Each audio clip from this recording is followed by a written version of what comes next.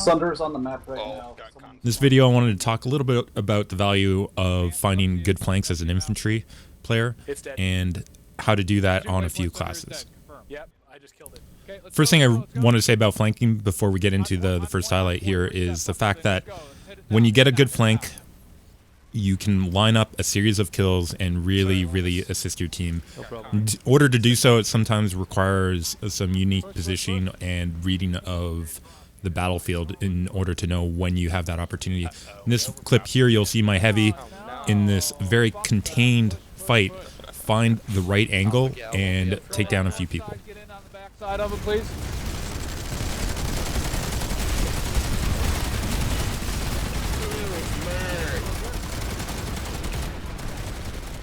You can see I got a number of kills by going on the flank here and breaking down the VS cover. It also sort of stopped their push.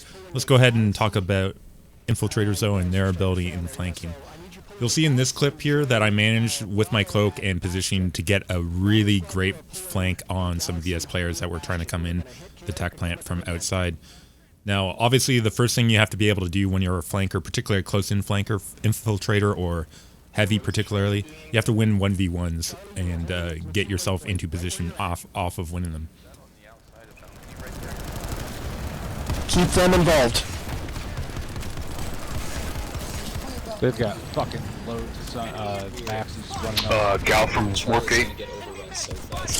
Gal from Bastion. Sacre bleu.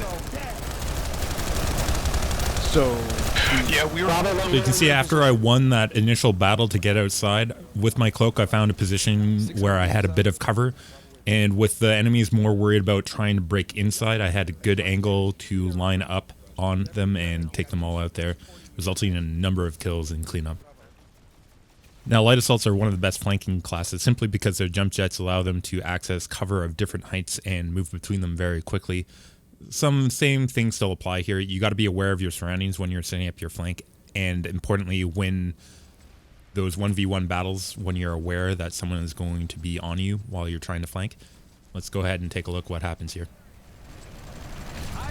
Rotate towards point, front of the craft. Up to you. Good up there? I'm dancing. Fun.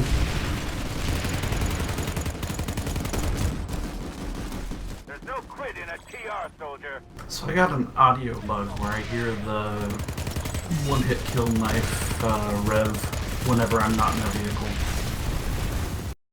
Now, this is important as a flanker. It's awareness of your positioning. Minimap helps greatly with this, which is why I paused the video here.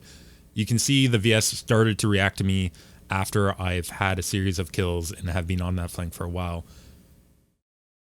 I'm going to have a different video where I talk about minimap awareness and how you can improve, but simply keep this in mind. When you're reloading, check your minimap to see if anyone's coming for you. Okay, let's go. Let's continue with the...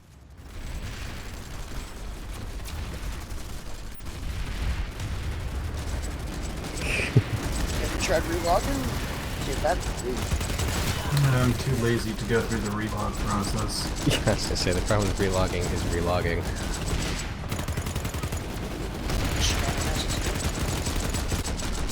It's on SSDs. Yeah, Planetside 2 doesn't do still fast. takes a while. Yeah, network more than hard drive. I mean, if I bought a M.2 with SSD, I'm sure it might speed up a little bit, but... No, network more than hard drive. So 3 flanking tips from this I would highlight for light assaults is be aware of your surroundings, both on entry to your flank and during your flank. Use cover very strongly, and move between pieces of cover when you think you've been exposed. Earlier in the video, I definitely glossed over the difficulties facing a heavy or medic or engineer and finding a good flank in order to get a series of kills. Now, on infiltrator and light assaults, it's sort of hopefully clear that their abilities, cloaking and jump jets, allow them to get a good flank and use cover effectively. These other classes, and I'm going to show you the heavy here, have difficulty in finding the same flanks. There are 3 main elements, I would say, to getting a good flank on classes that don't have the same mobility options that light assault or infiltrator have. The first point I would like to make is you need to be aware of your surroundings, and there's 2 aspects of this. First off, you need to be aware of how many people you're going to face on this flank, So you need to know how many 1v1s you're going to have to win in order to get the flank off. The second thing you need to be aware of is where the enemy front line is and if they are already engaged with forces or moving forward.